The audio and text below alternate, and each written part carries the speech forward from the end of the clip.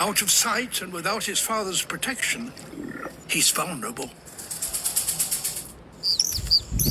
And quickly. This one's chicks are 6 weeks old, and he will raise them by himself. Every morsel of food is valuable if his chicks are to grow up tall and strong. But in this forest, most of the fruit is too big for the chicks. It must be cut up for them.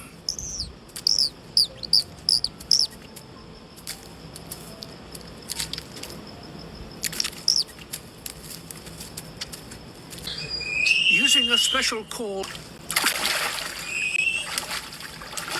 their bonds are stronger than their fears. The male will guide and protect his chicks for another 8 months before he mates again.